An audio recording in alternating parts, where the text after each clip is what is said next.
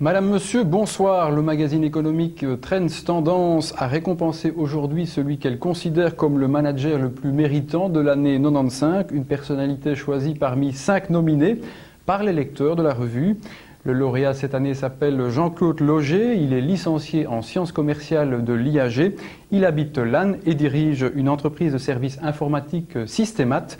Il est notre invité ce soir. Je vous invite à le retrouver dans quelques instants après avoir découvert l'entreprise dans laquelle il exerce son métier, Pierre Martineau. Il n'a pas seulement la stature du commissaire Maigret, version Bruno Kremer, il en a également le feeling. C'est en effet avec ce sens inné de la prévision que Jean-Claude Loger pressent en 1979 le bouleversement technologique qui va marquer la fin du siècle. L'avènement de la micro-informatique dans le monde des affaires offre enfin aux entreprises la souplesse de gestion dont elles avaient tant besoin. 17 ans plus tard, Systémat occupe en Belgique le 2e rang de la distribution d'ordinateurs et de logiciels avec une philosophie qui se résume en une phrase, être un partenaire informatique sincère, complet et fiable au service des entreprises. Systémat est ce qu'on appelle aujourd'hui un distributeur à valeur ajoutée. C'est donc une société qui distribue du matériel de marque A, donc des marques type Compaq, Hewlett-Packard, IBM, Lexmark, Toshiba, etc., que nous installons principalement dans de très grands comptes, je dirais le top 500, le top 1000 belge, hein. Et ce sont des grandes sociétés à qui nous apportons tous les services de livraison, de configuration, de réparation, de support, de maintenance, etc. Ça, c'est le métier de Systémat.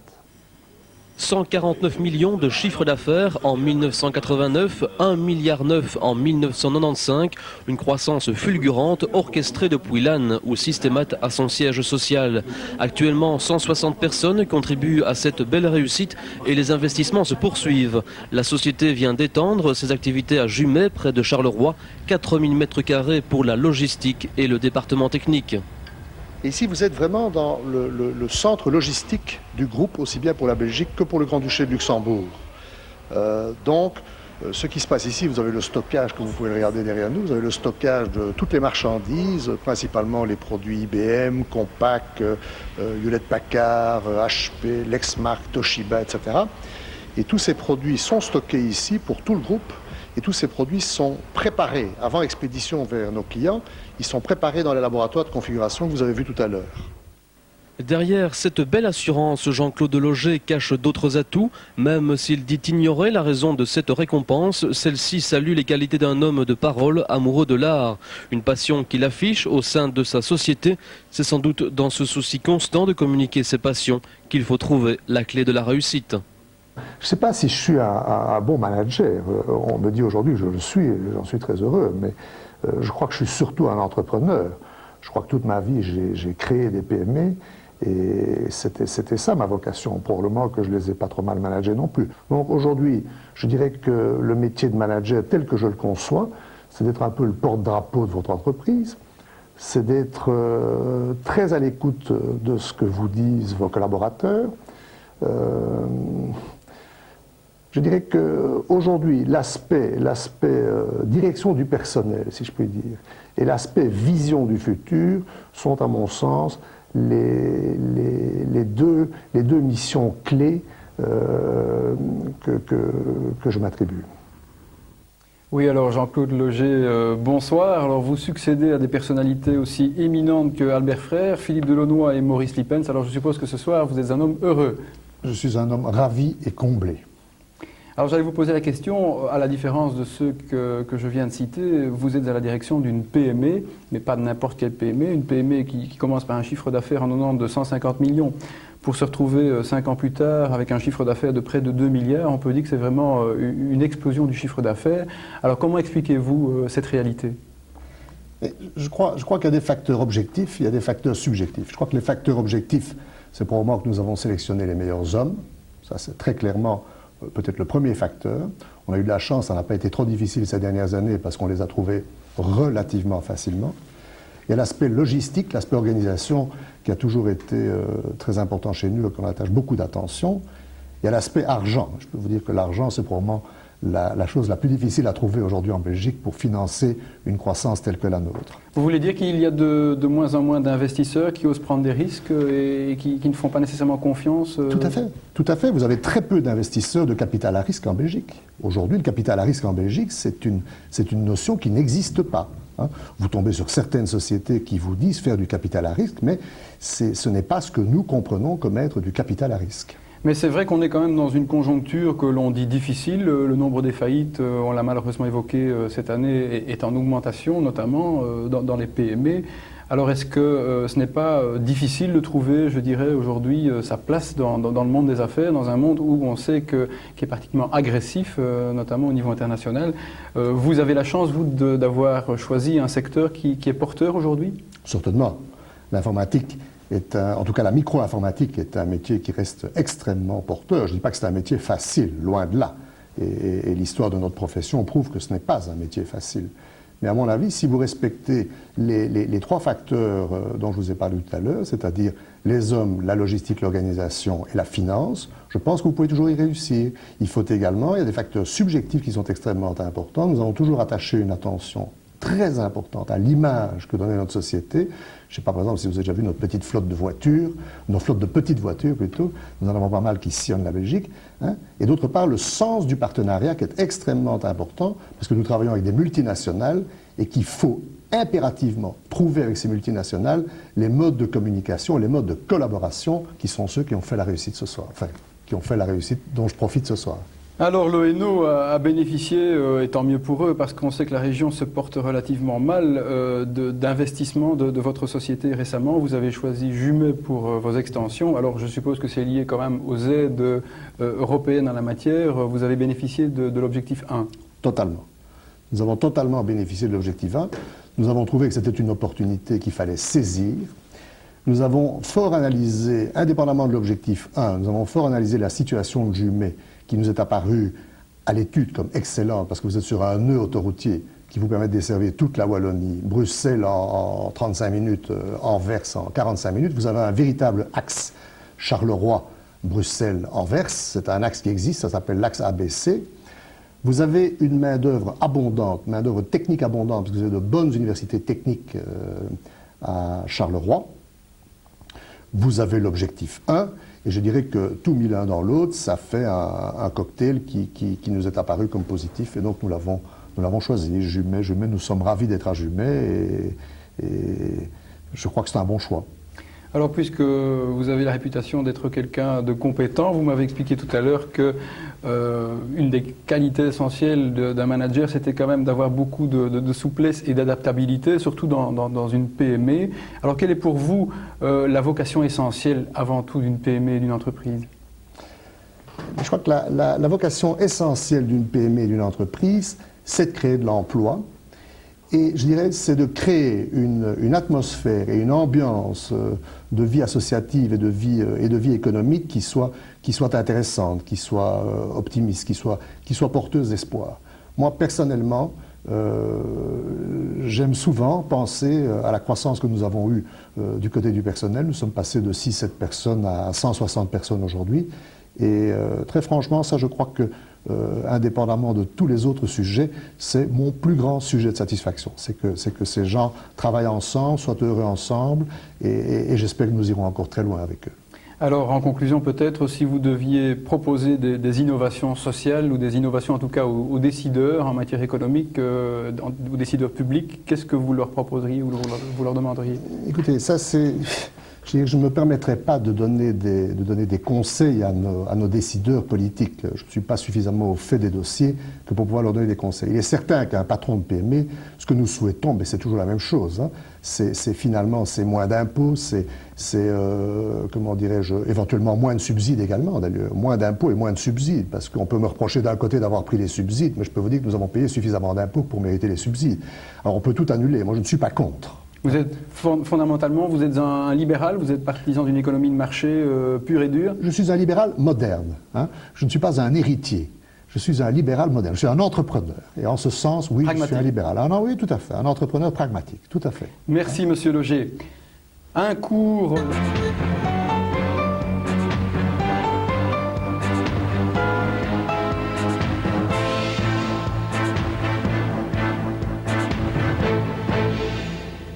Madame, Monsieur, bonjour. Merci de votre fidélité à Mise au Point, le rendez-vous politique de la RTBF, qui reçoit aujourd'hui Jacky Moral, le secrétaire fédéral écolo. Jacky Moral, bonjour. Bonjour. Alors, les écologistes ont été plutôt discrets ces derniers mois. Il est vrai que votre parti se cherche un petit peu après ces derniers revers électoraux. Certains ont même pronostiqué l'éclatement d'écolo. Nous verrons dans quelques minutes ce qu'il en est avec Pierre Marlet. Et puis, ce sera le face-à-face pour parler entreprise, emploi, compétitivité, temps de travail. Nous recevrons Jean-Claude Loger, qui vient d'être désigné, élu même, manager de l'année par les lecteurs de Trends Tendance. Et d'abord, les dossiers chauds de l'actualité. Alors, Jean-Claude Loger, bonjour. Monsieur Javal, bonjour. Les lecteurs de Trends Tendance vous ont élu cette semaine manager de l'année 95. Dans le civil, si j'ose dire, vous êtes administrateur délégué de Systémat Data Relais. Alors, c'est une PME dans un secteur de pointe. Une courte carte de visite de vos activités, de votre entreprise? Tout à fait. C'est donc une société, ce qu'on appelle un corporate dealer. C'est une société qui distribue uniquement du matériel de top, de qualité supérieure, vers les très grandes entreprises. Et c'est une société qui apporte à ces grandes entreprises tous les services qui entourent la micro-informatique. Donc la configuration des machines, la livraison, le support, la maintenance, l'éducation, etc. Et c'est une entreprise qui est née il y a 15 ans avec la révolution micro-informatique, qui a commencé avec quelques personnes, et nous sommes aujourd'hui environ 160, avec un chiffre d'affaires d'environ 2 milliards. Jacky Moral, manager de l'année, c'est une expression qui, a priori, vous évoque quoi comme sentiment? Oh, elle évoque bien ce qu'elle dit.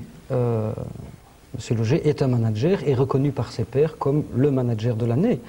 Je pense donc qu'une série de qualités humaines et techniques et professionnelles lui ont été reconnues. Je n'ai pas le plaisir de le connaître jusqu'à ce jour, donc je ne peux pas moi en juger.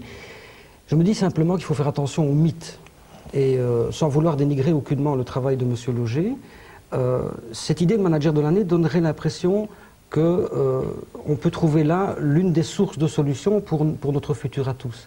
Et que je suis frappé justement que ce soit dans le secteur informatique que ce titre tombe, parce que, en fait, tout ça est lié à la restructuration du secteur de l'informatique, et notamment du secteur IBM. IBM, il y a quelques années, c'était encore 2400 personnes. Et puis il y a eu abandon d'une série d'activités de vente, de maintenance, de services après-vente, reprise, et c'est notamment votre secteur, par voie de filialisation et de rachat d'activités anciennement à IBM. Et donc, autant l'activité de M. Loger est sans doute de grande valeur et indispensable dans le monde qui est le nôtre, le bilan global dans ce secteur est un bilan mauvais pour l'emploi. Mais nous aurons l'occasion d'en parler. Jean-Claude Loger, vous avez eu une expérience de terrain, depuis un certain nombre d'années, vous l'avez dit. Selon vous, les entreprises en Belgique, et singulièrement dans la partie francophone du pays, la Wallonie et Bruxelles, de quoi ont-elles besoin pour se développer actuellement? C'est une grande question. Je ne suis jamais qu'un manager de PME, peut-être plus, mais tout le monde dit plus les un PME, entrepreneur qu'un manager. Oui, mais tout le monde dit les PME, c'est l'avenir justement, donc c'est intéressant d'avoir votre point de vue. Ce que je pense, c'est que les entreprises ont besoin d'un climat social et d'un climat fiscal favorable, indiscutablement. Les entreprises ont besoin d'hommes extrêmement motivés, qui vivent des passions. Donc un investissement massif à faire sur l'éducation, sur la formation des gens. Et puis les entreprises, en tout cas les PME, ont abominablement besoin d'argent. Et l'argent en Belgique, je peux vous assurer, c'est extrêmement difficile à trouver. Quand j'ai besoin de quelques dizaines de millions pour monter mes affaires, c'est très, très, très difficile. Monsieur Mestat trouve ses milliards beaucoup plus facilement que moi. Jacky Moral, mais je pense que la dernière est-ce que c'est compatible avec votre philosophie politique? Oui, ça n'est pas incompatible du tout. D'une part, pour constater avec M. Loger que l'essentiel de la politique socio-économique menée tant par l'échelon fédéral que par les échelons régionaux est tournée vers les grandes sociétés, et essentiellement les grandes sociétés multinationales. Toute la politique continue à tourner autour de ça, et ça c'est un résidu des années 60, et qu'il y a insuffisance de prise en compte de l'évolution de l'économie belge, où les PME, petites et moyennes entreprises, prennent une part croissante de la création d'activités, dans la création d'emplois. Par ailleurs, la question du financement que vient de poser M. Loger est aussi une question importante, puisqu'elle pose tout le problème d'une économie où on vit avec de l'argent dormant. C'est des circuits financiers où l'argent tourne sur lui-même, s'investit uniquement dans des produits de technologie strictement financière, sans création de la moindre activité économique.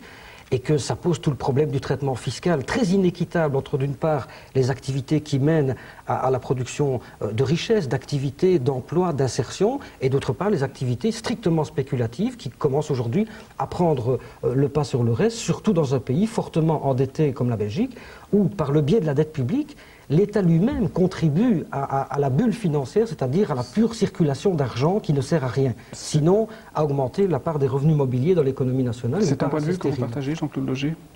Moi, je suis assez d'accord sur le fait de dire que l'argent est beaucoup trop rare et que l'accès des entrepreneurs au capital devrait être facilité de manière importante. Il faut absolument créer un marché du capital à risque. C'est indispensable. Il faut qu'il soit contrôlé. Mais il faut que les gens qui ont des idées, il faut que les gens qui sont créatifs aient accès au capital à risque. Est-ce que c'est compatible avec votre déclaration que vous faites régulièrement, que la fiscalité n'est pas un tabou, on peut remettre en cause un certain nombre de choses, la fiscalité sur les grandes fortunes est possible, etc. Mais tout à fait, puisque en fait le problème qui est posé ici est celui de savoir à quoi voulons-nous en tant que pouvoir public et par le biais des décisions aboutir. Est-ce qu'on veut plutôt favoriser l'argent qui s'investit dans l'activité, dans le risque, qui essaie de répondre à des besoins, à des urgences, à des attentes du public et du marché, ou est-ce qu'on continue à laisser se gonfler une bulle financière où l'argent tourne sur lui-même, je répète, et où il ne sert pas à grand-chose. Et donc, si la solution à ce problème, une des solutions, consiste à déplacer aujourd'hui une série de mesures fiscales pour faire en sorte que les capitaux strictement mobiliers, strictement spéculatifs, ne soient pas à ce point avantagés par rapport à l'investissement. Quand M. Loger dit qu'il manque d'argent en Belgique, ça n'est pas tout à fait juste et il le sait. Il manque d'argent pour l'investissement. Par contre, il y a énormément d'argent en Belgique, comme dans toute une série d'autres pays, qui s'investissent dans ce qui ne sert à rien finalement, mais ce qui rapporte le plus. Il est aujourd'hui plus confortable, malheureusement, et c'est à ça qu'il faut mettre fin, il est plus confortable pour quelqu'un qui a un patrimoine de l'investir dans des produits financiers, dans de la haute technologie financière, ça rapporte plus que dans de l'activité de quelque type qu'elle soit. Question identique à tous les deux, peut-être que M. Moral, en habile politique, répondra un peu plus longuement, comme il est en train de le faire maintenant, mais quelle est la finalité, quelle est la finalité de l'entreprise? C'est moi qui commence. Oui, allez-y. La finalité de l'entreprise. Mais écoutez, la première finalité de l'entreprise, c'est absolument indiscutable, c'est la finalité économique. Une entreprise, j'en suis désolé pour M. Moral, mais une entreprise, ça existe pour faire de l'argent. J'allais dire la même chose. Ah, alors c'est parfait. Mais vous y souscrivez ou vous le regrettez? Sur les constats, je crois qu'on est d'accord. Sur les conséquences, je n'en suis pas sûr. Allons-y. Moi, je crois que l'entreprise, c'est d'abord donc un objectif économique, mais derrière l'objectif économique, je crois que tout de suite, c'est un objectif social, et je rejoindrai M. Moral quand il me dira que l'entreprise, c'est également un objectif d'environnement. Moi, je suis tout à fait d'accord. Et en tout cas, dans une entreprise comme la nôtre, qui est une entreprise non polluante, qui est une entreprise propre, silencieuse, etc., je peux vous dire que notre environnement est toujours extrêmement soigné. Nous investissons beaucoup d'argent dans notre environnement. En ce qui concerne les hommes dans l'entreprise, moi je prétends aussi que l'entreprise doit être une source de mobilisation, une source de passion, une source d'espoir. Donc derrière... C'est compatible avec une politique sociale, c'est comme totalement. Nous sommes, c'est vrai, nous sommes une entreprise, je dirais, du futur, puisque nous avons participé à la révolution micro-informatique, et je crois que nous sommes prêts à attaquer demain les bouleversements informatiques qui vont se produire. Une remarque sur la fin de l'intervention de M. Loger. Attention au mythe une fois de plus. On a parlé de société des loisirs, puis de société des services, puis de société de l'information aujourd'hui, de l'autoroute des informations. Ça n'a jamais en soi rien résolu. Et n'attendons pas des miracles, des mutations de sociétés technologiques. Les mutations technologiques de société donneront ce que la société veut qu'elle donne ou ne veut pas. D'accord, M. Moral, mais ne soyons pas en retard d'une guerre non plus. Pas du tout. D'accord. Alors concrètement, vous avez l'air de dire que l'emploi, c'est quelque chose qui vient par surcroît dans l'entreprise. Qu'est-ce que vous pensez, on en a parlé pendant le reportage, mais c'était dans une toute autre entreprise, Coqueril-Sambre, qu'est-ce que vous pensez de ce thème qui est récurrent actuellement, qui est la réduction du temps de travail? Est-ce que ça vous semble possible, et si oui, comment, et sinon pourquoi? Moi, je vais vous dire, M. Jalard, je suis très inquiet. Je suis très inquiet sur cette réduction du temps de travail. Je n'ai pas de solution toute faite, j'écoute, et quand j'entends des gens intelligents qui m'expliquent que la réduction du temps de travail, c'est la solution, je veux en tout cas en discuter avec eux. Je suis certain que si M. Moral propose la réduction du temps de travail, c'est qu'il y a réfléchi, et M. Moral est un homme intelligent, donc on peut discuter avec M. Moral. Moi, je suis personnellement abominablement inquiet. Je ne crois absolument pas à la réduction du temps de travail à titre personnel. D'ailleurs, je ne travaille plus. Je dirais que personnellement, le travail devrait devenir la vie tout court. Le travail, c'est la vie. Et travailler 30, 25, 20 heures semaine, personnellement, ça n'est plus une passion. Et je me demande comment les gens vont pouvoir se réaliser dans une civilisation comme celle-là. J'ai peur. Je suis très inquiet. Oui, je comprends M. Loger, qui lui est un cadre supérieur, qui peut trouver une extraordinaire valorisation dans son travail, parce qu'il crée des choses, parce qu'il a des responsabilités, parce qu'il a des contacts permanents, il a une mobilité, il voyage, il voit des gens, il discute, il investit et il crée finalement. Alors que, je crois que nous sommes plusieurs à vivre cette situation, que M. Loger se réalise dans le travail, je le comprends tout à fait. Considérez néanmoins que pour toute une série de gens, le travail est simplement le moyen d'avoir un statut de la société, de disposer d'un revenu et d'exister en tant que citoyen. Donc, il n'est pas possible de dire aux gens, surtout dans des périodes de chômage intensif comme on en vit aujourd'hui, réalisez-vous par le travail et rien que par cela. Le problème aujourd'hui, c'est cette obsession du capital intensive. C'est-à-dire que l'argent doit rapporter de plus en plus dans les entreprises. Quelle était la finalité de l'entreprise? Avez-vous demandé tout à l'heure. Je crois que la finalité de l'entreprise aujourd'hui, c'est l'entreprise. Et que quand aujourd'hui la pensée unique dit qu'une entreprise doit être capital intensive, ça veut dire qu'on doit rogner sur tout ce qui n'est pas le capital, sur tout ce qui vient peser sur le rendement financier immédiat. Des sociétés comme celle du secteur informatique aujourd'hui publient leurs résultats non pas toutes les années, mais tous les 3 mois, et avec des observateurs économiques qui sont à l'affût de la moindre variation. Et pour rester dans le top des sociétés qui semblent bien se porter, on rogne sur l'emploi, sur les protections sociales, sur tout ce qui ne contribue pas et tout ce qui pèse sur la rentabilité de l'entreprise. Je crois que c'est une logique, je vais terminer brièvement, je crois que c'est une logique où, j'imagine que vous êtes père de famille, on ne peut trouver aucune perspective. Si toutes les entreprises dans ce jeu de compétitivité mondiale pèsent sur les protections sociales, sur les protections environnementales, sur la culture, parce que c'est le seul moyen d'accroître la rentabilité immédiate de ces entreprises, tout le monde est perdant. Les dirigeants de ces sociétés à long terme, mais leurs enfants à moyen terme. Jean-Claude Loger. Je crains que les personnes à qui on propose la réduction du temps de travail ne soient très prochainement les boulots qui vont être supprimés. Ce sont les boulots qui vont disparaître. Chez nous déjà, je dirais que les personnes qui travaillent à mi-temps ou à 3/4 temps ne remplissent plus de fonctions importantes. Et je crains très très fort que les métiers qui seront accessibles demain pour des périodes de temps brèves seront les métiers qui disparaîtront. Et vous pensez à quoi, par exemple, des métiers qui disparaîtront? Écoutez, je préfère ne pas citer d'exemples précis, vous savez, parce qu'on touche là à des entreprises qui utilisent ce type de main-d'œuvre, etc. Est-ce qu'on ne va pas directement alors vers l'exclusion sociale? Je crois qu'il y a un véritable risque d'aller vers une civilisation à 2 vitesses, ça c'est sûr. Oui, il y a une série de personnes qui vont vraiment être dans le jeu, qui vont jouer le jeu, et il y a une série de personnes qui vont le regarder. Oui, mais que faut-il faire alors? Il faut se former, il ne faut pas négliger la technologie, il faut acheter la technologie, il faut l'étudier, à la limite je pourrais accepter la proposition de M. Moral, nous travaillons que 30 heures à condition qu'on en passe 60 ou 70 complémentaires à se former, à parler les langues, à étudier la technologie, à se brancher sur Internet, à participer à la révolution qui se prépare sous nos yeux. Ceux qui ne se brancheront pas sur cette révolution ne seront plus que des spectateurs, mais ils ne participeront plus au jeu.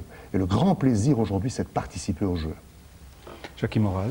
Oui, moi je crois que cette société duale, cette société de l'exclusion, nous y sommes. Et quand on voit les prospectives de ceux qui réfléchissent à l'évolution probable de nos sociétés, tous disent, nous risquons d'aller vers une société où il y a une infime minorité, une élite hyper formée, hyper motivée, hyper créatrice, qui va avoir des boulots extrêmement valorisants, bien payés, où on se réalise vraiment dans son travail. Ça, c'est le versant idyllique de cette société-là. L'autre versant, c'est que tous les autres servent de moins en moins et vont se trouver soit exclus par le revenu, soit exclus dans le chômage, soit, comme c'est déjà le cas aujourd'hui, exclus dans des petits boulots où ils vont devoir se mettre au service de ceux qui sont encore l'élite intégrée. Ça, c'est une société à laquelle nous ne pouvons pas nous résigner. C'est intenable à terme. Tout à l'heure, vous disiez qu'il fallait des investissements massifs dans le projet éducatif. Oui. Moi, je souscris à 100%. Il faut des ordinateurs dans toutes les écoles. Il faut sortir de nos écoles de parfaits trilingues.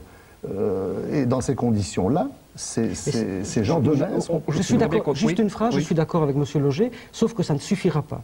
Et donc, dès l'instant où la société a de moins en moins besoin de main-d'œuvre, si l'on veut que chacun soit un minimum inséré par l'emploi, il faut une politique de redistribution du temps de travail.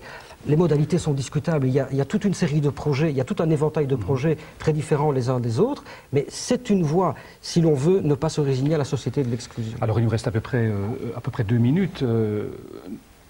Vous, comme homme politique, Jackie Moral, et vous, comme manager ou entrepreneur, Jean-Claude Loger, vous êtes actif en Belgique et singulièrement en Wallonie. Comment voyez-vous cette question? Parce qu'on n'est pas n'importe où dans le monde, on est ici. Serge Kubla, le chef de groupe PRL au Parlement wallon, disait hier à Samedi Première que la Wallonie a un problème culturel face à l'entreprise et face à la réussite individuelle. Qu'en pensez-vous, Jean-Claude Loger? Je ne crois pas. Je ne crois pas. Je crois que nous venons par exemple de créer une antenne assez importante dans la région de Jumet. Grâce à l'objectif 1. Grâce à l'objectif 1, absolument. Je peux vous dire que nous avons été accueillis par des gens qui ne sont pas nécessairement politiquement proches de nous. Nous avons été accueillis par tous les élus socialistes de la région de Charleroi avec une chaleur et avec un enthousiasme complet. Franchement, je crois que M. Kubla parlait de la totalité de la population, pas uniquement les hommes politiques ou les responsables. Je crois qu'il y a de bons gestionnaires, je crois qu'effectivement... Bon.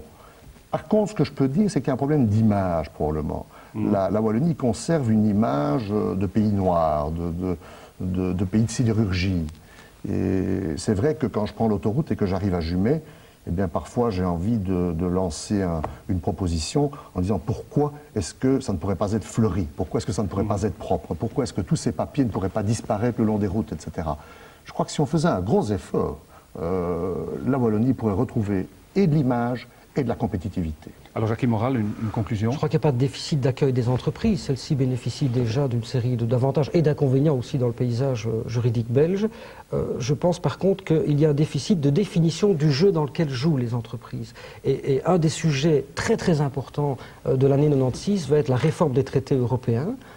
Ça va être une des occasions aussi d'à nouveau essayer de créer une Europe où le jeu soit un peu plus humain, où la compétitivité ne soit pas la seule loi et où l'exclusion ne soit pas la seule conséquence. C'est une occasion qui se présente à nous en 1996. L'Europe est un espoir terriblement important qui risque de rater son cours. On le voit avec le malentendu entre les populations et l'Europe aujourd'hui. C'est un rendez-vous à ne pas manquer, il est très important à nos yeux.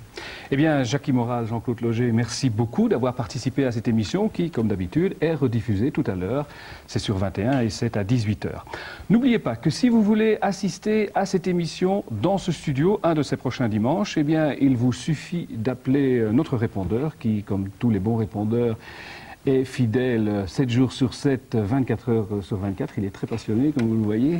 Pas trop de problèmes sociaux. Ce répondeur, vous pouvez le joindre au 02 737 36 36. Alors, dans quelques instants, donc on me demande de répéter le numéro, je le redonne, le 02 737 36 36. Dans quelques instants, la météo, le journal de 13h et puis l'hebdo qui est consacré aujourd'hui à la dance et à la techno. Alors, excellent après-midi à tous et à bientôt.